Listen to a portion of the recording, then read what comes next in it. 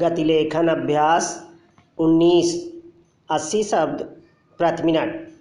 श्रीमान, जिस पूज्य बापू ने हमारी राष्ट्रीयता की कल्पना की, जिसने स्वाधीनता दिलाई, जिसके रास्ते पर चलकर हमें यह गौरव प्राप्त हुआ कि देश स्वाधीन हुआ, जिसकी बातों को हम मानने के लिए सदैव जगत में ढिंढोरा पीटते रहे हैं, और आज जिसकी समाधि इस दिल्ली नगरी में हो, उसकी आत्मा यदि कहीं वह होगी तो हमारे भाषा संबंधी विवादों को सुनकर क्या कहती होगी, यह सोचकर मुझे गहरा क्षोभ होता है। हमने संविधान में उन सब बातों को समझकर ही हिंदी को अपनी राष्ट्रभाषा स्वीकार कर लिया था, परंतु आज भी इन सदनों और सारे देश में कुछ ऐसे व्यक्ति हैं जो इस बात का विवाद उठाते हैं कि कोई और भाषा हिंदी का स्थान ले सकती है।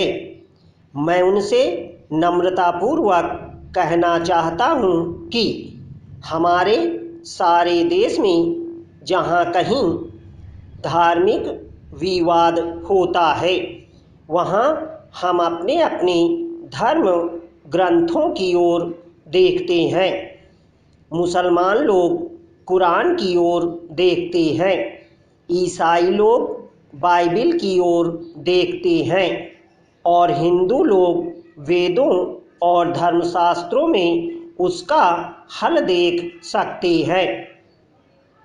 हम राष्ट्रीयता के पुजारी, जिन्होंने बापू के कदमों के नीचे राष्ट्रीयता की दीक्षा ली है, यदि हम उनकी ओर आज नहीं देख सकते हैं, यदि आज हम उनके भाषणों को, लेखों को, जो हरिजन में, नवजीवन में और अनेक जगहों में यदि हम ढूंढें तो एक पोथा बन जाएगा, उनकी ओर नहीं देखते हैं, तो फिर हम अपने विवादों का हल कैसे निकाल सकते हैं।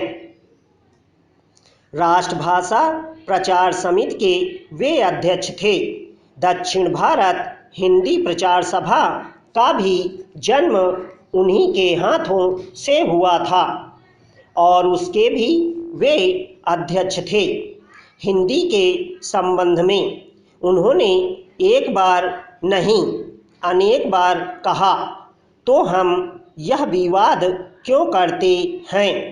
हम अपने देश के समाज का निर्माण जब गांधी जी के बताए हुए रास्ते पर कर रहे हैं, सारी चीज़ें उस रास्ते पर कर रहे हैं, सारे संसार में हम उनके नाम का ढिंढोरा पीटते आ रहे हैं, तब फिर आज हम क्यों भूल जाते हैं कि उन्होंने हमको राष्ट्रभाषा दे दी है, और वह हिंदी है, और यह दक्षिण भारत हिंदी प्रचार सभा उसका एक स्मारक है। अतः पूरे भारत को एक सूत्र में बांधने के लिए सभी को राष्ट्रभाषा के प्रचार प्रसार में जुटकर गांधी जी के सपनों को साकार करना चाहिए।